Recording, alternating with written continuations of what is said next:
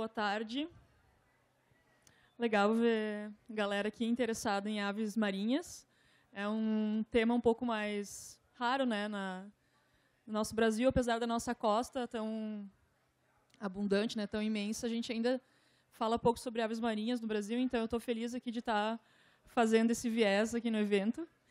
E eu sou, então, a Júlia Finger, eu sou bióloga, né, especialista em aves marinhas, e hoje eu vou falar para vocês, vou dar o viés aqui do meu trabalho, que são as aves antárticas, né, e eu vou falar sobre as aves antárticas e as subantárticas que chegam no Brasil, que utilizam os mares brasileiros como suas áreas de forrageio ou como de forma ocasional, né.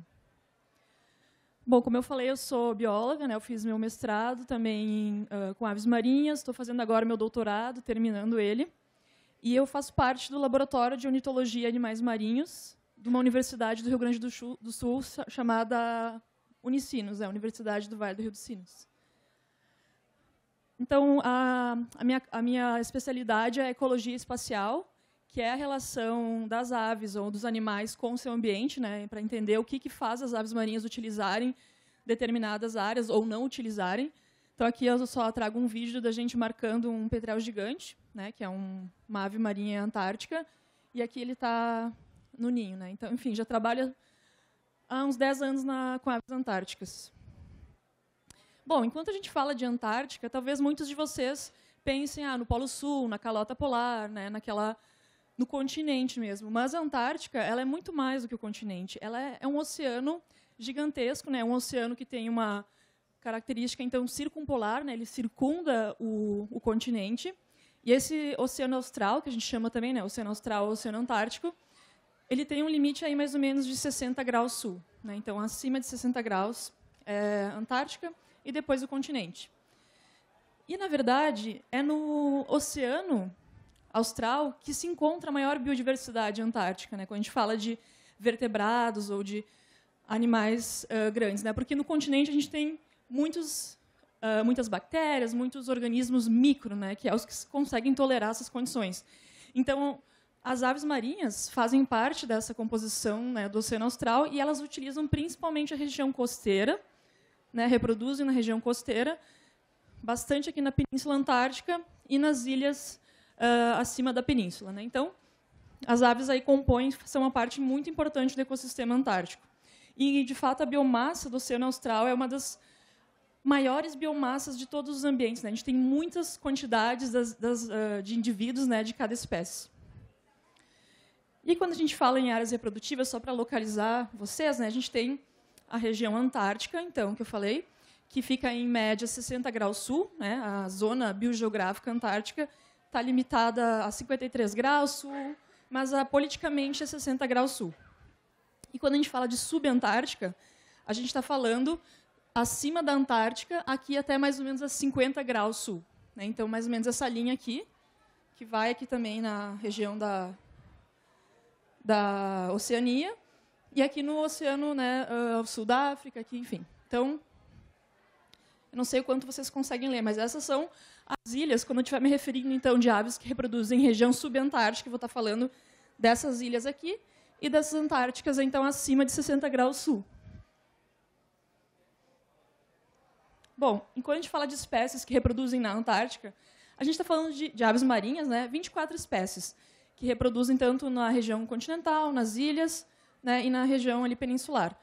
E aí, na região subantártica e subtropical, em termos de aves marinhas, são cerca de 46 espécies.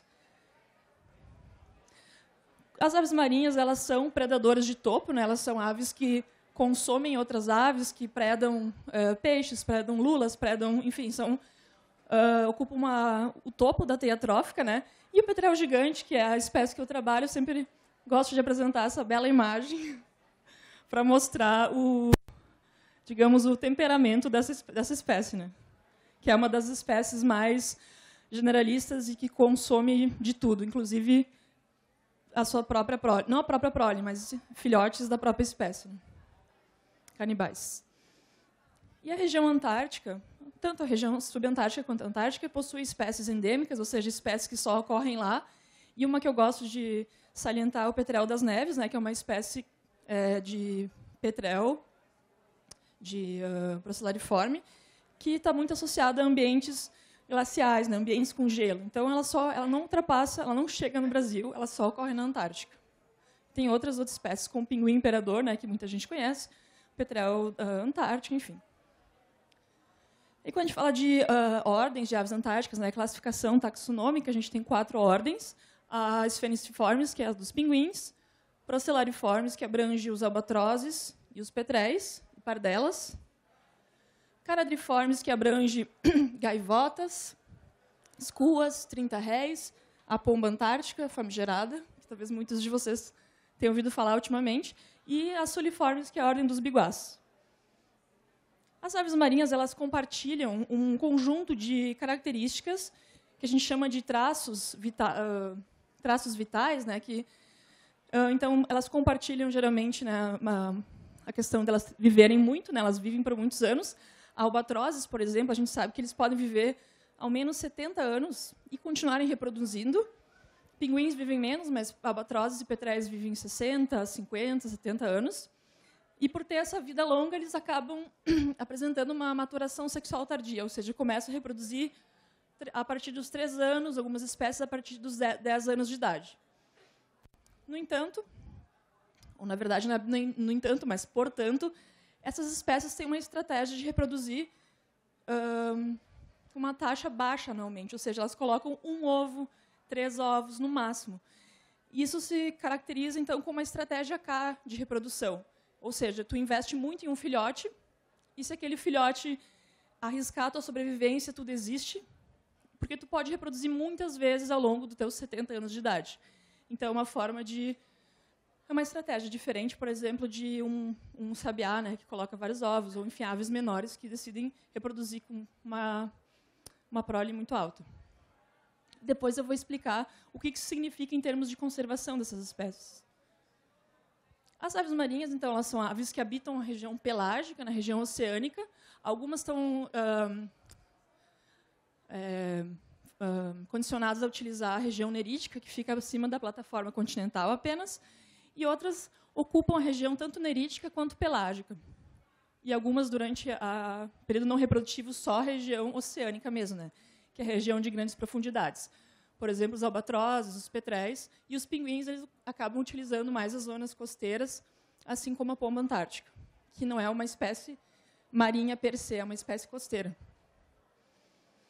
E as aves, elas, apesar do oceano parecer um tanto homogêneo para a gente que vê, né, como humanos, que não tem todas as ferramentas para identificar características do ambiente, o oceano, na verdade, ele é dividido em zonas biogeográficas, como eu falei, que são caracterizadas por condições de salinidade específicas, questões de temperatura específicas, densidade, portanto, da água, e, portanto, também de espécies de presas associadas a essas águas. Então, algumas espécies elas só utilizam uma porção oceânica porque elas estão associadas a essas condições e as espécies de presas que habitam essas condições. Então, por exemplo, o petrel das neves, Pagodroma nívea, só utiliza as regiões antárticas. A pardela preta ela utiliza a região subantártica. Então, elas não ultrapassam essas regiões. E, então, isso é muito interessante quando alguma espécie tem uma capacidade de viver em qualquer uma dessas regiões, né? Então, algumas espécies estão limitadas aqui à região antártica e outras entram e saem a bel prazer. Bom, e aí falando por que essas espécies acabam chegando no Brasil, essa aqui é um mapa de produtividade primária oceânica, que é, digamos, fitoplâncton, né, a base da teia trófica do ambiente marinho. E a região aqui da América do Sul, do Atlântico, né, é uma região bastante produtiva. Então, aqui a gente tem a foz do Rio de la Plata, né, é uma região super produtiva, se a gente comparar aqui essa parte amarela, né, a parte mais produtiva. Se a gente comparar com o resto do oceano, a gente pode ver que é uma zona bastante produtiva. E por quê? Essa região é uma região que tem a confluência, né, ou seja, o encontro das correntes marítimas das Malvinas, que é uma corrente fria, que é um braço da corrente circumpolar antártica, que é a corrente que circunda todo o continente. Essa corrente faz um braço e ela sobe até o sul da América do Sul. e o encontro com a corrente do Brasil, que é uma corrente quente, uma corrente pouco produtiva, e que quando elas se encontram, ou seja, aqui ó, a água quente e a água fria, ocorre uma alta produtividade, porque essa corrente do sul ela tem bastante nutrientes, ela traz os nutrientes lá do fundo, lá da Antártica, à superfície, e isso faz com que toda a produtividade exploda. Então tem muitos peixes, muitas anchovas, muita lula, né? Então isso atrai as aves marinhas. E aqui a gente pode ver a concentração de clorofila, que é um proxy, uma forma de medir visualmente a produtividade primária. A gente pode ver que essa produtividade é muito alta aqui nesse encontro dessas correntes. Bom, então, para falar sobre as aves que se utilizam dessa região tão produtiva, eu peguei algumas referências, né? Esse artigo aqui da Ehrlich, que aborda as espécies subantárticas e antárticas que utilizam a América do Sul, a nossa lista mais atualizada, né, de aves brasileiras, o guia o último guia, né, do Fernando, do Rio Grande do Sul. Eu utilizo algumas imagens e também o Wikiaves para pegar esses registros mais, digamos, atualizados. Bom, então, quando a gente fala da ordem dos pinguins, a gente tem cerca de 19 espécies no mundo, tem aí umas discussões taxonômicas, e na Antártica mesmo, no continente, na região ali, Antártica, reproduzem apenas 5.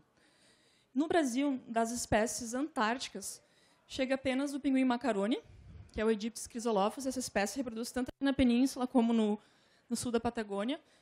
E, enfim, tem esse penacho característico, né? A espécie ela ocorreu lá em 1964, então não é nada comum que ela ocorra aqui. Daí dos pinguins patagônicos, né, subantárticos, o pinguim de penacho amarelo também chega aqui, mas é bem raro.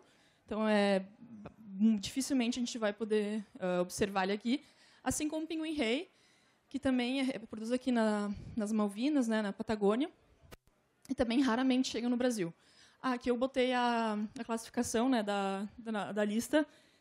Quando é VA, é porque é uma espécie vagante, ou seja, ela chega aleatoriamente, ocasionalmente aqui, não é um visitante constante. Aqui, então, vai estar sempre o nível de ameaça dessas espécies, né, que é pouco preocupante. Essa espécie aqui está vulnerável à extinção.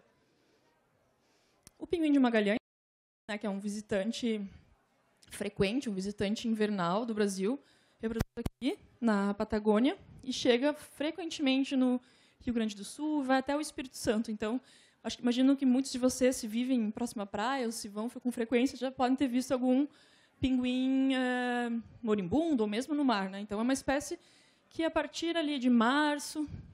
Isso aqui é do Rio Grande do Sul, porque é onde o Rio Grande do Sul é o estado onde é mais frequente de se ver aves marinhas, né, subantárticas e antárticas. Então, eu peguei a referência do livro lá da Aves do Rio Grande do Sul. Mas os meses de maior ocorrência é maio a agosto.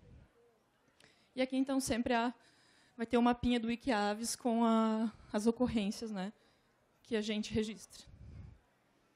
Esse aqui é um adulto. Mais frequente a gente vê os juvenis aqui, né, que são os juvenis que sobem com a corrente das Malvinas, se aproveitando da produtividade, seguindo as anchovas, né, conforme elas vão subindo a costa também. E aí, na ordem dos Procellariiformes, né, a gente tem essas aves com narizes tubulares, e esses narizes eles caracterizam então a família Procellariidae, quando a narina é fusionada em apenas um tubo, e a família Diomedidae, quando as narinas são bilaterais ao bico. Na Antártica, então, reproduzem 7 espécies. Albatrozes não reproduzem na Antártica, apenas na subantártica.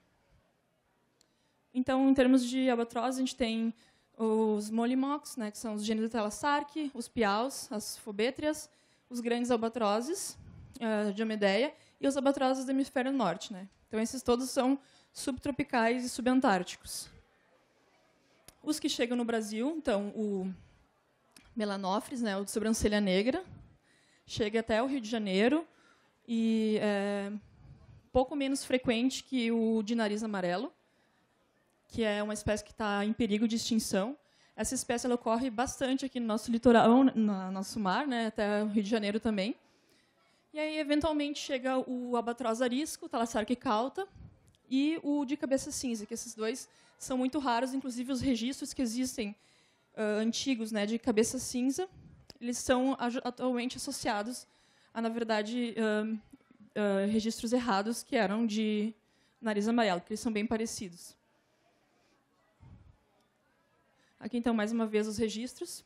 A gente tem um registro de crisostoma, o albatroz de cabeça cinza recente, que foi feito pela Dani Maia, que está aqui na organização da Avistar.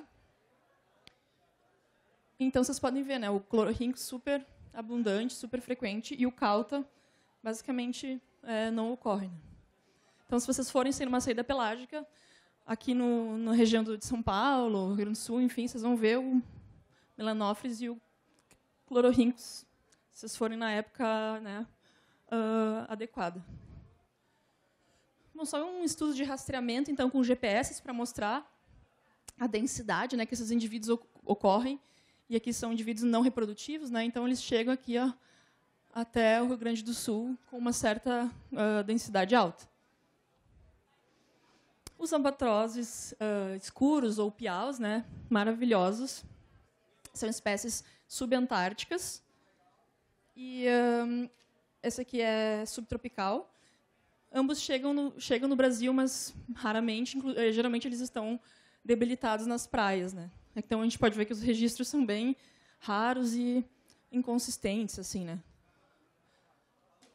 Aqui é um registro que a gente fez, o meu laboratório, a gente faz monitoramentos de praia também no litoral do Rio Grande do Sul, e a gente registrou essa Fobetra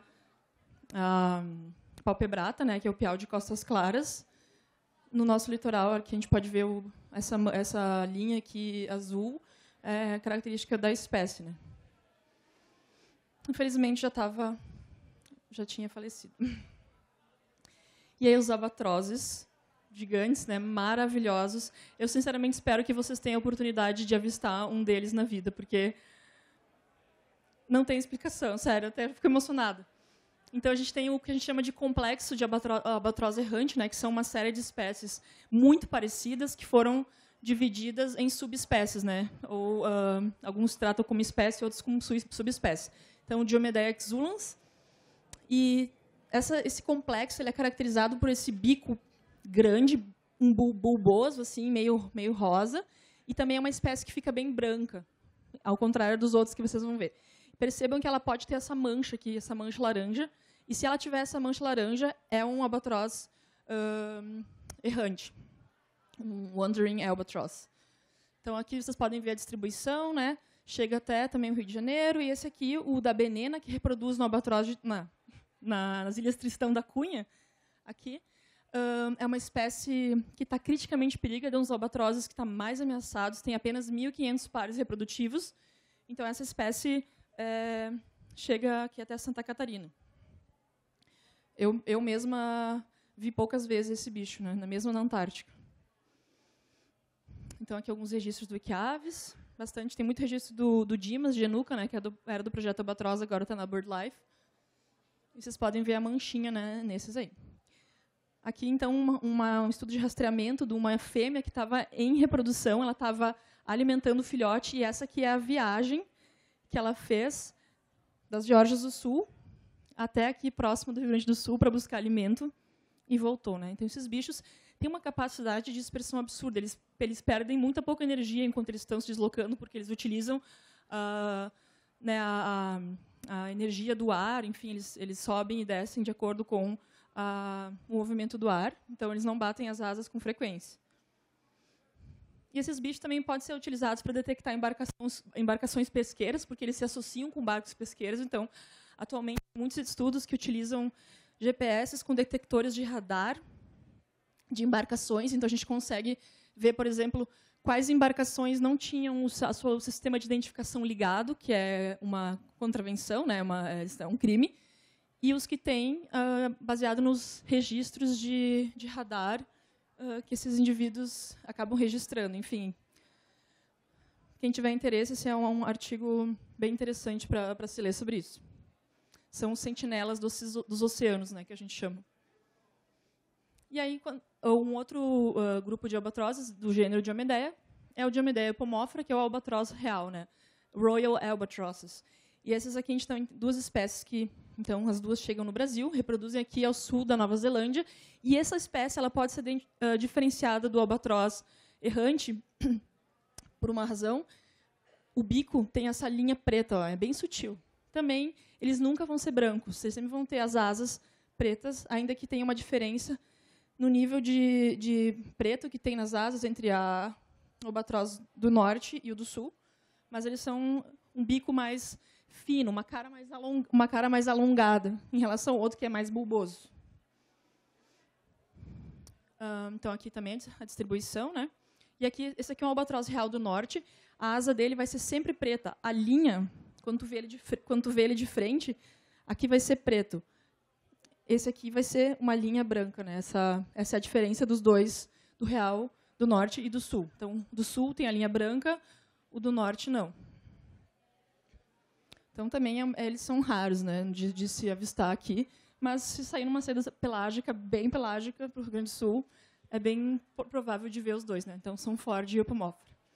E essas espécies marinhas, todas têm glândulas de sal, que são glândulas como se fosse um rim extra para retirar o excesso de sal que essas espécies ingerem por consumirem presas no ambiente marinho. Elas não bebem água, elas comem presas com água e depois precisam excretar esse sal extra.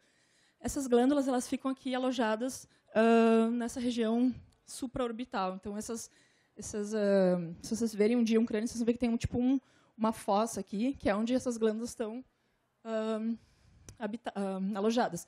Quanto mais marinha mergulhar a espécie, quanto mais ela mergulhar com um pinguim, maior é a glândula. E por que eu falo isso para vocês? Porque essas aves elas precisam excretar essa secreção salina que é formada pela glândula e elas excretam pelo nariz.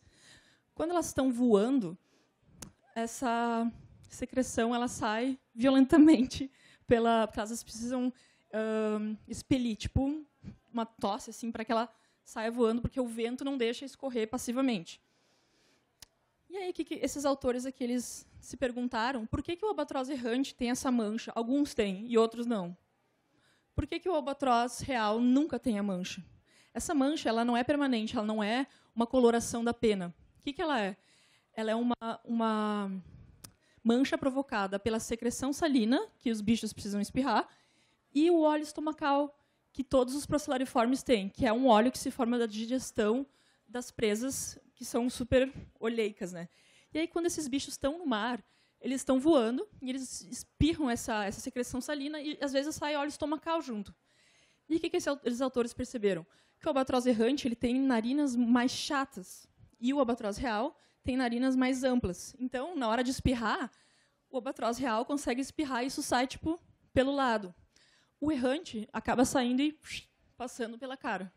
Então, é por isso que, se vocês verem albatrozes errantes em reprodução na colônia, essa mancha acaba saindo. Então, essa mancha aparece quando eles estão muitos dias no mar.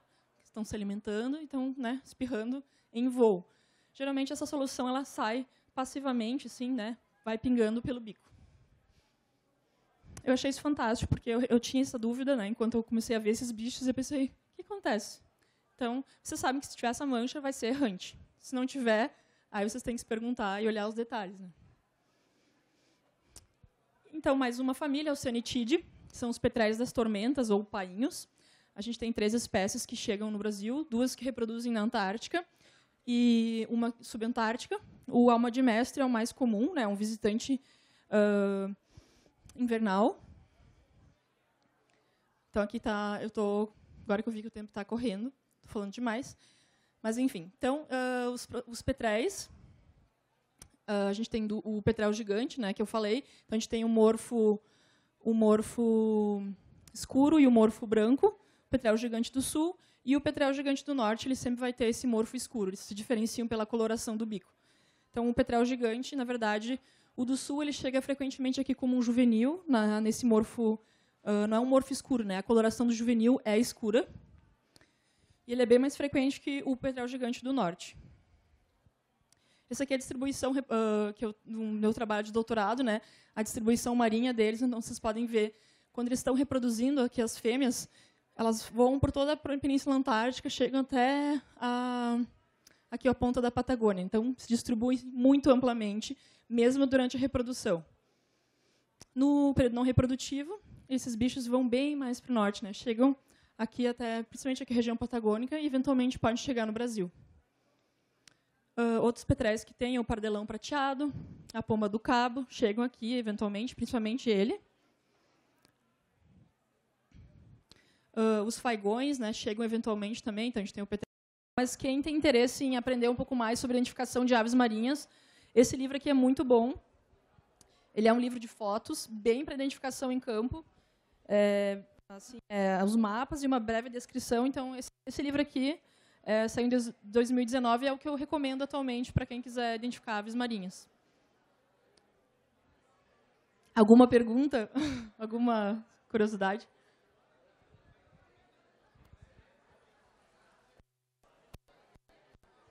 Júlia, tu podia falar um pouquinho mais, voltar talvez ali aquela parte da poluição por plásticos e tal, e falar um pouquinho mais sobre aquilo ali?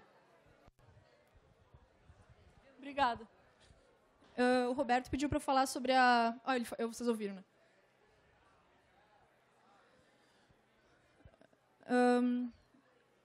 Atualmente, as aves antárticas, elas não estão muito... As aves que reproduzem na Antártica mesmo, elas não estão muito contaminadas se comparar às aves subantárticas, subtropicais e tudo mais.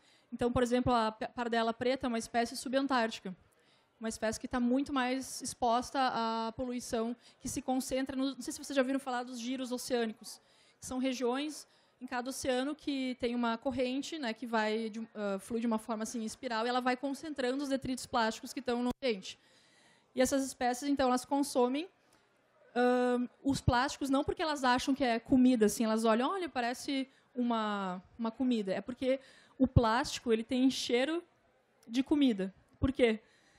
Na superfície do plástico acaba crescendo biofilme, algas, né? E essas algas, quando elas são degradadas, elas liberam... Sabe aquele cheiro de mar que a gente sente, a gente chega na praia, né? A degradação do biofilme é que libera essas moléculas olfativas. São gases que são liberados quando o fitoplâncton é quebrado. Então, quando o fitoplâncton, o biofilme cresce sobre o plástico, as aves sentem esse cheiro e elas acham que isso é comida porque tem cheiro de comida. É tipo a gente comer um isopor, que, um cheetos, sei lá, um negócio que tem cheiro de comida, né? Então a gente confunde. Então não é que elas são, só porque parece. Não, elas ainda têm um cheiro de comida, né? E esse artigo aqui, que foi a minha orientadora e minha colega que publicaram, elas viram que desde a década de 90 até 2014, houve um aumento do consumo de detritos marinhos, principalmente plástico de usuário, que a gente chama que é plástico do dia a dia, sacola, embalagens gerais, assim, e menos de plástico virgem. Plástico virgem são pellets, né, que são utilizados como matéria-prima para produzir plástico, enfim, em geral. Então, a gente tem visto essa tendência em diversas espécies de aves. Inclusive, eu fiz um monitoramento, né, tá para sair esse artigo, 80% da pardela de barrete, Puffinus ardena gravis, 80% das aves tem plástico no seu conteúdo estomacal. Calonectes diomedeia, né, que é a cagarra, 60%. Todas elas, então... Caramba. Praticamente não tem uma ave que a gente abra de uma espécie e não vai ter plástico. Praticamente todas têm. Então, na Antártica, a gente tem, por exemplo, detritos mesmo em áreas especialmente protegidas, né? É bem... Por isso que a gente publicou esse artigo, porque a gente trabalhou numa área que era uma área mega protegida e o plástico chega pelo mar. Não tem como tu isolar a poluição apenas protegendo uma área assim, não pode descer gente aqui. O plástico chega pelo mar. E existe um índice calculado que quanto maior a poluição em um ambiente, maior vai ser a presença de detritos antrópicos em ninhos. As aves adoram uma superfície, uma coisa para elas coletarem e aumentarem a superfície do ninho, enfim, deixar o ninho mais redondinho. Então, tudo que elas puderem, algumas são mais propensas que outras, mas, enfim, tudo que elas puderem, elas vão usar como estrutura. Falei demais, né? Mais alguma pergunta? Olá, tudo bom? Meu nome é João.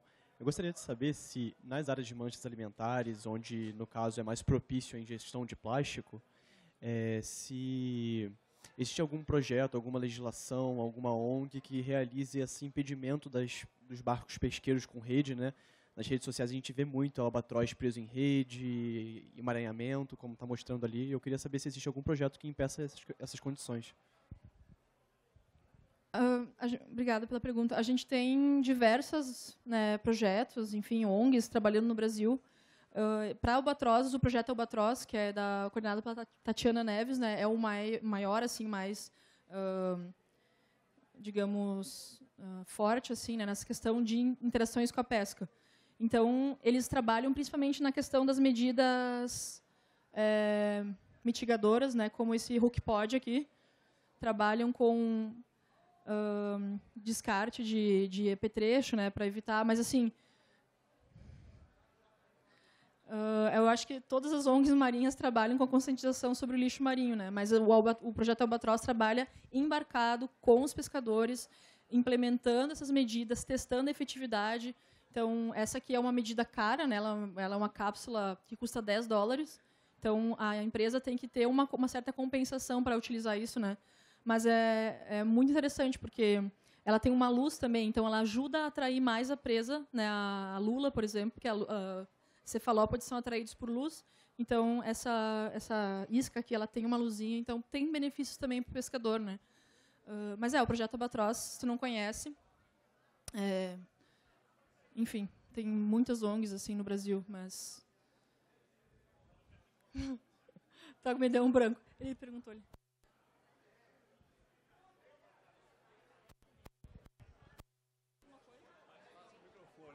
Não.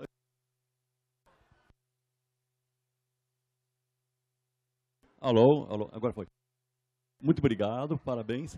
Uma pergunta bem simples. A maior parte dessas aves são migratórias, correto? Agora, como é que você pode saber quando o GPS delas deixou de funcionar?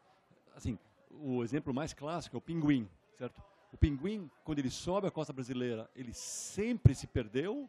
Ou alguns deles até conseguem retornar para a base deles?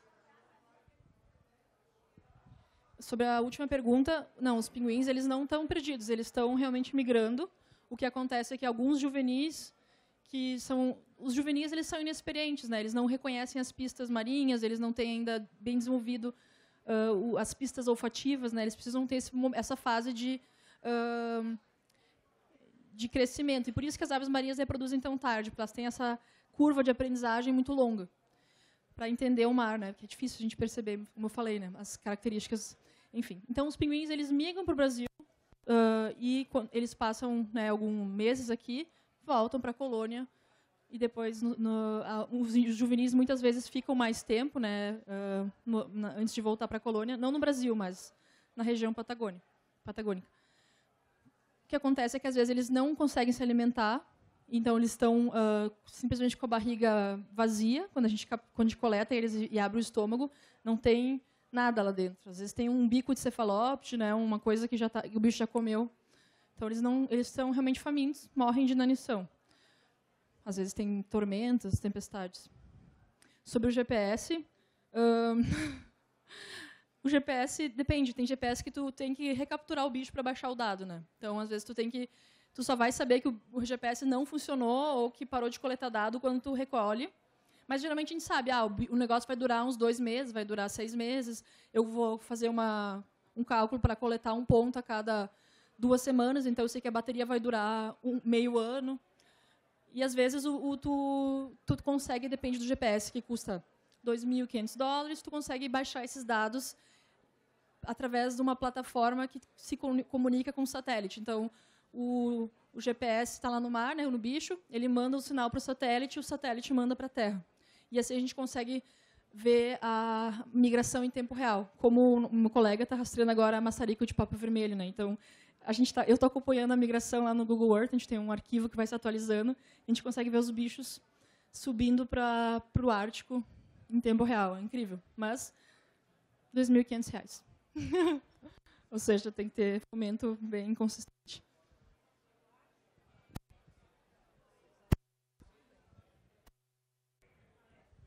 Eu queria saber a respeito dos ratos que você mostrou, que eu não sabia disso. Por que eles aparecem? É coisa antiga, é recente? Se tem está tendo alguma ação sobre isso, né? Sim, eles são remanescentes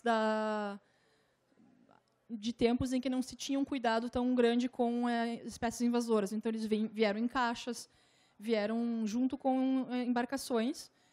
E tinha gatos também, tem locais que tem cachorros, né? E tipo as Malvinas, por exemplo, eles conseguiram erradicar todos os roedores, gatos, e realmente é na base do sacrifício, né?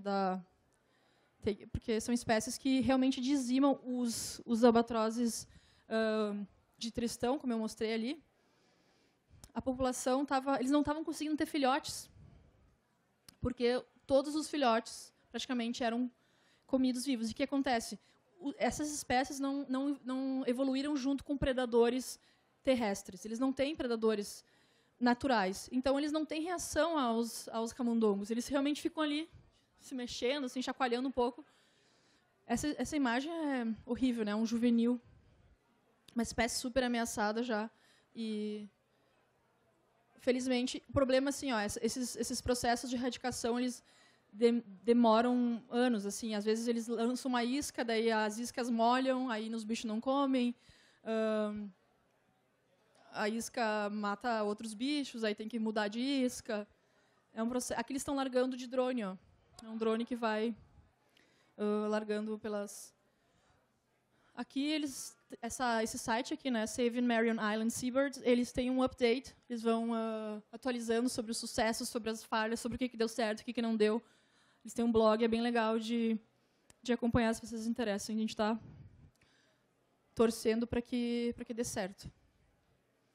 Mas, assim, então, como eu falei, na Antártica não tem, né? É só nas regiões subantárticas onde esses bichos...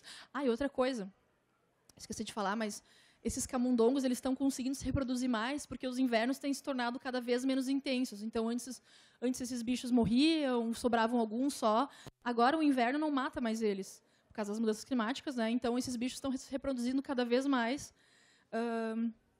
e causando cada vez mais impactos. Inclusive, tem petréis gigantes matando adultos, não de dromedeia, mas de Thalassarca. Tem petréis gigantes matando uma ave marinha, matando a outra, porque o adulto está tão fragilizado pelo estresse que é causado pelos camundongos que ele não tem mais reação. Então, eu trabalho com petréis gigantes, mas também não é para tanto, né, gente?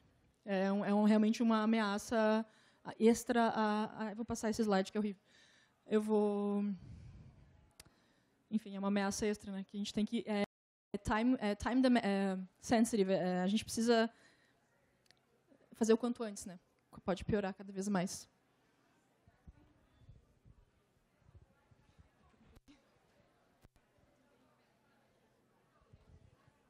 Você tinha mostrado um mapa, acho que relacionado ao albatroz errante, relacionado à monitoração de pesca ilegal, e que eles são monitores. Eu fiquei bem interessada em saber como funciona essa monitoração baseada em albatrozes. Todas as embarcações, por lei, precisam elas têm um sistema de identificação individual chamado de AIS, que é Automated Identification System. Só que as embarcações que estão pescando ilegalmente, que não poderiam estar onde elas estão, elas desligam esse sistema. E aí não é registrado no satélite. O que acontece? Todas as embarcações precisam de radar, né? Nenhuma embarcação pode navegar sem radar, pode bater, enfim. Então, o que esses pesquisadores criaram? Eles criaram um GPS que detecta radar e detecta o AIS. Então, quando tu não tem o AIS e o radar juntos, é porque essa embarcação possivelmente é uma embarcação ilegal. E aí tu pode reportar isso para as marinhas, né? E essas marinhas podem fazer a fiscalização in situ, né? Então, é uma plataforma móvel que vai onde tem mais barcos, né? Então, algumas espécies são melhores para isso, como os albatrozes são muito atraídos por embarcações, ou as pardelas pretas. O Brasil seria uma boa espécie, mas ele pesa, então, enfim, tem que levar todas essas questões em conta. Mas é um sistema que está sendo implementado há pouco tempo. Júlia, primeiro, queria parabenizar pela palestra, pela pesquisa. E a minha pergunta é menos sobre aves e mais sobre o seu processo. Eu achei muito interessante encontrar uma mulher pesquisadora trabalhando num campo em áreas que são pouco acessíveis para a maior parte das pessoas e numa pesquisa que me parece uma pesquisa cara, né? Então, se você pudesse contar um pouco mais para a gente entender como é que é o seu processo de pesquisa, de apoio para realizar essas pesquisas e, inclusive, talvez, eu não sei quem está na plateia, mas de possíveis caminhos para futuros interessados em pesquisas sobre aves marinhas nas áreas remotas, que não são parte da paisagem comum do nosso imaginário brasileiro. Obrigada pela pergunta. Eu ingressei nesse laboratório de ornitologia de animais marinhos, aqui, o Luan, na minha graduação, e esse laboratório tinha um projeto associado ao Programa Antártico Brasileiro. Então, não sei se você sabe, mas o Brasil tem um Programa Antártico, que a gente tem bases lá, quer dizer, uma base e 2 refúgios, e o Programa Antártico lança editais de pesquisa a cada 3 anos, 4 anos. Qualquer universidade do país pode concorrer, qualquer laboratório. Então, o meu laboratório concorreu, né, lá em 2009, ganhou esse projeto. E aí eu entrei lá e comecei como mão de obra, assim. E aí eu gostei, achei que queria trabalhar com aves de mata. Quando eu fui para a Antártica a primeira vez, com 21 anos, eu pensei, não, é isso que eu quero. Porque tem aves marinhas que são incríveis, tem tempestades, tem andar de navio, andar de helicóptero, né? Toda a logística é incrível. E isso me deixa tudo mais interessante, né? E aí continuei nesse laboratório. Hoje eu faço meu doutorado em parceria com o Instituto Antártico Chileno, que eu entrei em contato com o pesquisador de lá, e ele tinha um projeto com petréis gigantes, né? E aí a gente fez essa parceria. Então eu faço meu doutorado na Universidade do Vale do Rio dos Sinos, mas o meu projeto, todo o fomento desse projeto vem do Instituto Antártico Chileno. Então é assim, vários países têm institutos antárticos, alguns têm, o Brasil não tem um instituto, ele tem um programa antártico que lança editais e as equipes mudam. Então, por exemplo, sei lá, se vocês têm interesse em aves marinhas, tem que pesquisar os pesquisadores no Brasil que tenham projetos lá, né? A minha orientadora é a professora Maria Virgínia Petri, que é uma mulher também que trabalha há 30 anos na Antártica. Então ela foi, digamos, ela é sempre uma inspiração, assim, né? Porque ela é nas aves marinhas, ela é uma das pioneiras, assim, né? Com pesquisa na Antártica. E infelizmente me dói muito o coração dizer isso, que o nosso PPG fechou, que é uma universidade privada, jesuíta, né? Então não tem lucros e tudo mais. E eles decidiram fechar o programa de pós-graduação em biologia, que já tem pesquisa na Antártica há mais de 40 anos. Então, somada à crise econômica, à pandemia, falta de incentivo do governo, eles não acharam mais sustentável. Então, infelizmente, eu não posso recomendar o nosso laboratório, né? Mas porque ele está mais uns 3 anos, aí a gente vai estar fechando as portas, né? Então, existem outros projetos surgindo e eu espero um dia também poder ser uma pessoa, né, que vai continuar a pesquisa quando eu puder entrar numa universidade, enfim. Então, mas, enfim, tem várias pesquisas. Se vocês quiserem buscar, só buscar Proantar, tem um site, tem todos os projetos em andamento lá. Obrigada. Obrigada.